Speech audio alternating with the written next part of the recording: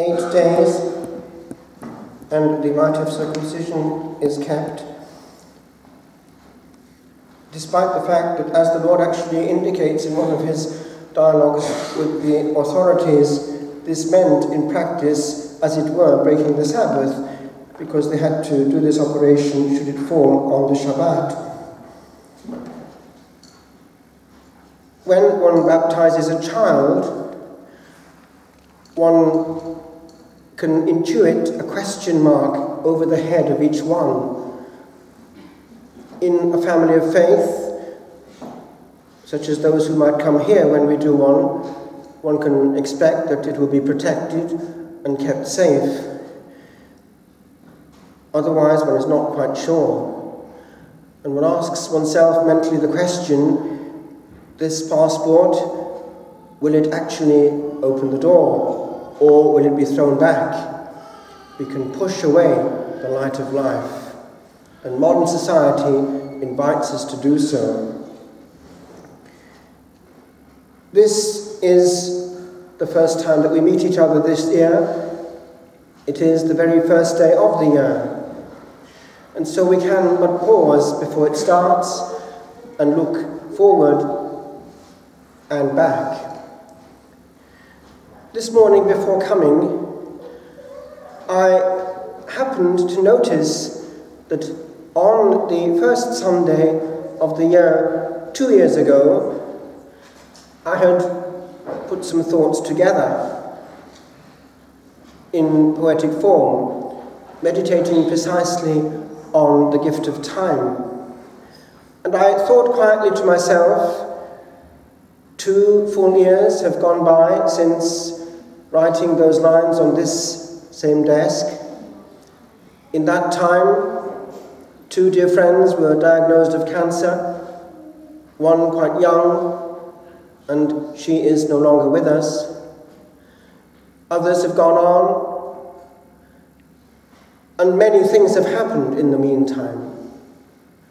Indeed, one unexpected thing which happened was this message which came from Austria, from a friend who himself is battling against cancer and wasn't sure how long he had to live. And he had this brainwave. Before dying, he would like to put again into book form all that I'd written over the last years since 1980, and he did so, and he's still alive, just about. And it was a happy moment to see this coming out, but this is the point. All our yesterdays were there. All our yesterdays are writ. In Italy, every morning, there used to be a program, I think it's still happening actually, on a daily basis. It was part of the main news magazine program right throughout Italy on the main line, Rai Uno. There was a pause each morning in which they would put a clip from many years previously from their archives. Very early stuff. On that same day, what had happened. It might be the assassination of Kennedy and so on. And there one sees all our yesterdays. Well, New Year's Day contains something of that. One remembers things and one looks into one's mental archives, the video that we all carry, that actually will still carry forever and ever, for the faculty of memory goes on with the soul and is inbuilt in it. Hence, we do actually write indelibly our history. It will live on, and its consequences for us and for others. And things do have an effect, more than we think. A few years ago, I was in Dulik. The parish priest asked me to celebrate one morning, and for some reason, I started the homily with this, which I share with you again. It was from one of our authors in Wales, Dylan Thomas, Under Milk Wood. And in the play, there is a pause which echoes through the place. They deliberately make silence be heard during the play, and this one-liner reverberates through the air. Time passes, Listen, time passes.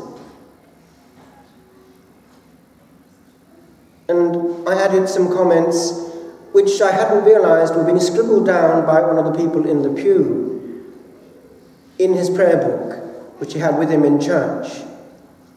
Some years later, somebody came to the door to say that this man had died, so I went to the funeral. And what came out at the funeral but those lines that the parish priest had found after his death in his prayer book, and he quoted them as he was burying him, making of that line something which concerned us all, the passage of time and therefore its value.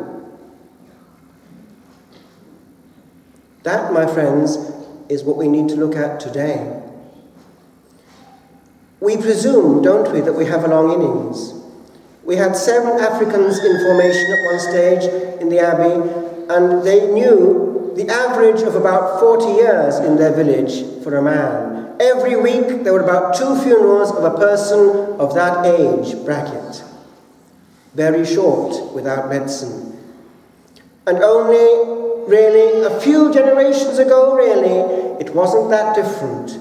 You talk to your grandparents. I pick up again this, which I always find moving. Look at this fine young man. He's 26. When he, one of the greatest poets of England, discovers that he's bleeding, that is actually from the mouth. He's coughing up blood, and being a medical student, he knows what that means. It's John Keats, and he is dying of tuberculosis at the age of 26.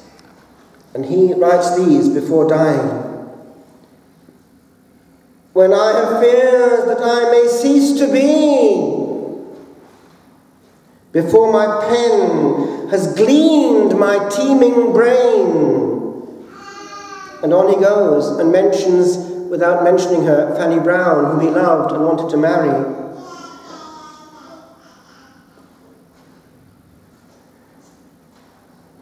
And when I feel, fair creature of an hour, that I shall never look upon thee more, never have relish in the fairy power of unreflecting love, then on the shore of the wide world I stand alone and think till love and fame to nothingness to sink. And so it was that one of the brightest lamps of England was snuffed out a few months later. He's in the same line as the greatest of all. And all these who have written about life have said things when it touched the most important issues which our present culture invites us to avoid at all cost. We can't, my friends, and this is the one day in the year when we must remember that. Le chant naturel de l'homme est triste, said Chateaubriand. The natural song of man is sad. And it's not the genuine mode of man to have an artificial happy-clappy mode either on the radio or in church. Life is a serious game, and old Nick loves to make us forget it. One of the most powerful passages in our literature is this. It's from Macbeth. Remember, William Shakespeare was a crypto-Catholic. A contemporary Protestant muttered after he died in print, William died a papist. In that area, Stratford, it was still there, and people had to conform so as to survive. But we have in the English College in Rome, which was already there at his time, the Venerable, his signature. He took refuge for a while in the English College. The Queen, my lord, that's Lady Macbeth, is dead. She should have died hereafter. There would have been a time for such a word. Tomorrow and tomorrow and tomorrow creeps in this petty pace from day to day, to the last syllable of recorded time. And all our yesterdays have lighted fools the way to dusty death. Out, out, brief candle. Life's but a waking shadow. A walking shadow. A poor player that struts and frets his hour upon the stage, and then is heard no more. It is a tale told by an idiot, full of sound and fury, signifying nothing.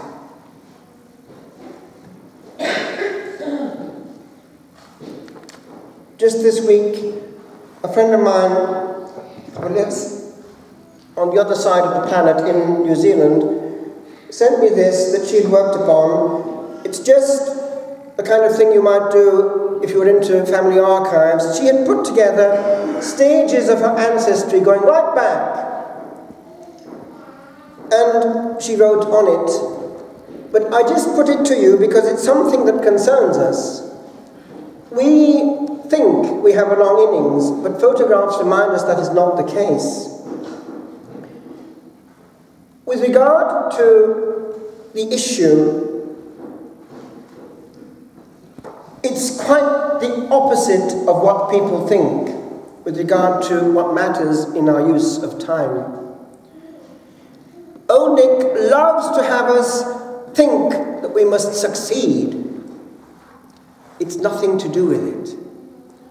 Succession, or rather succeeding, success, is precisely the invisible part that we write in heaven, what we write on our book of life.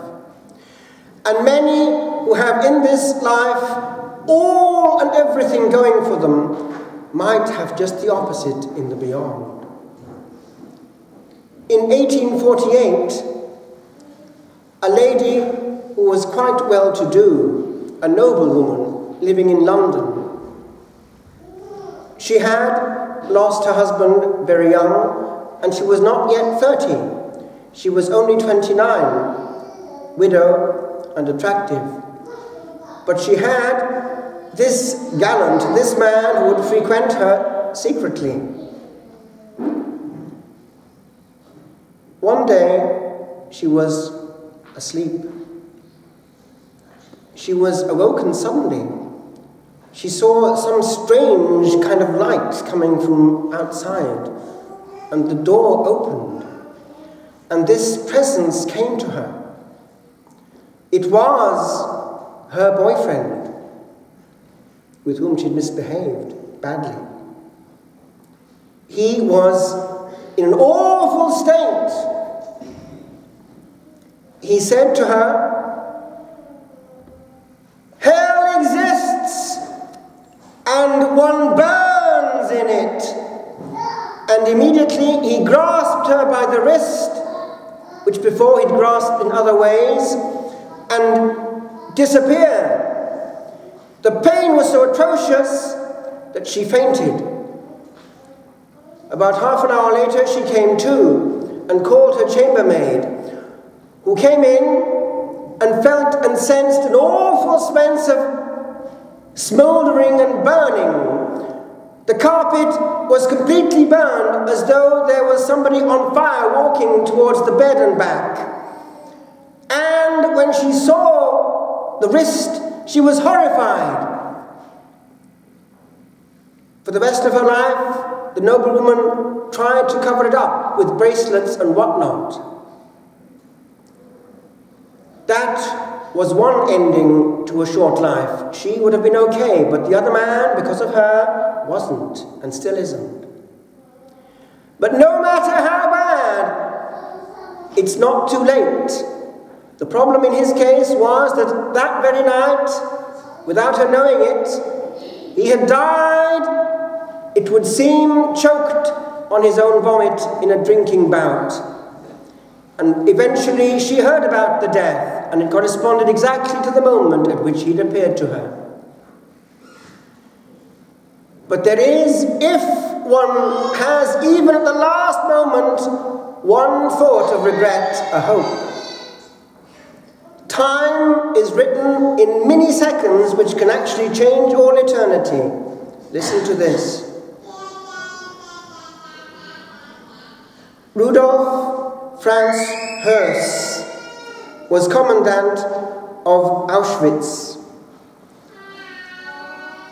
Under his guidance, 2.5 million prisoners were put to death in the gas chambers, and another 500,000 died of disease and starvation. He was referred to as the animal, the beast.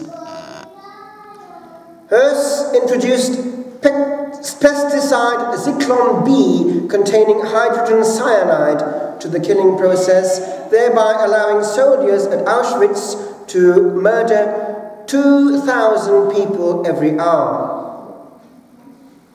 It was not only Jews that were killed there, but Catholics, such as Maximilian Kolbe and Edith Stein, both of which are now saints. One day, the Germans captured a full community of Jesuits and brought them to the camp to kill them. The only one missing was their superior, who was away from their house. On his return, he decided that he must be with his brothers and die with them. So, somehow, the priest sneaked into the prison camp where he tried to find his fellow Jesuits. He was caught and brought before the beast, Höss. For one instant, the commandant, this gentleman, who was a brought-up and strict Catholic in his youth, but had lost the faith, obviously, softened for some reason and let the man go, telling him to go and do some good in the world instead. Notice that bit. Something happened there. After the war, of course, the beast was captured, tried and convicted for crimes against humanity. He was sentenced to death, and the execution would be held precisely in Auschwitz itself, where he had worked so diligently to implement Hitler's final solution. Notice, he wasn't so much afraid of dying as of having the Polish guards turn on him and torturing him because of his responsibility for the deaths of many of their families and friends. Actually, the prison guards did not bother the 47-year-old, but treated him actually quite mercifully. Notice that bit. Being cared for like this brought about his conversion. What happened? He wanted to see a priest. They looked for one, but none could be found who would hear his confession. Then he remembered the name of Father Vladislav Lorn that he had released during the war, and he begged the guards to try to find him.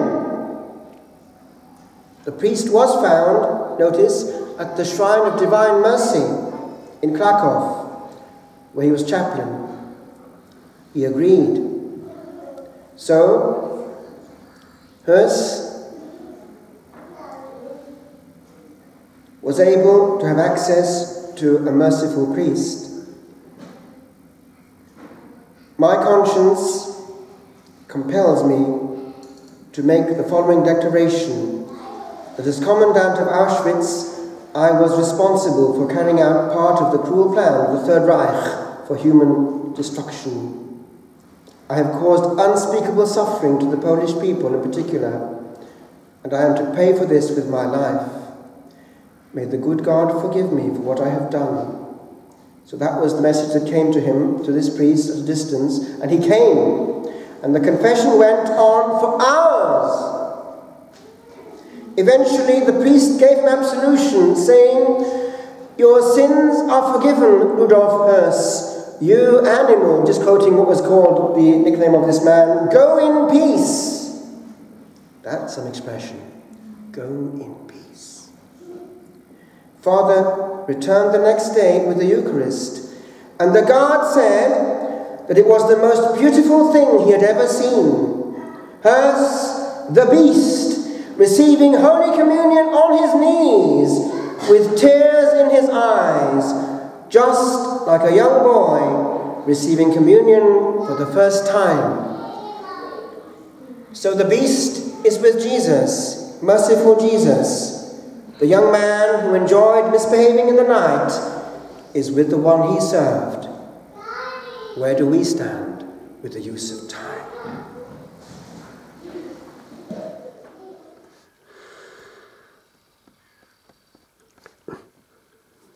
Time passes.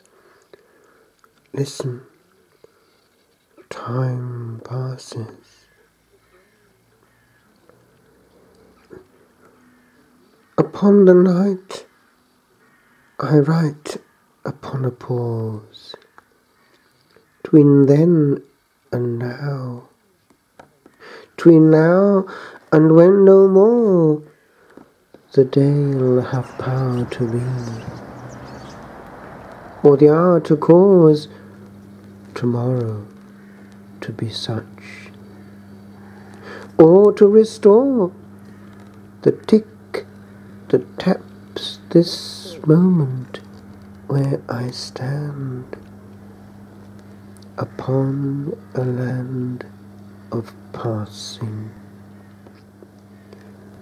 I behold the morrow's veiled visage calmly smile upon the new frenzy, very old in what it ever swallowed for a while. For a while, a little while, I am, and have yet power to hold the moment's blast at bay for but a day.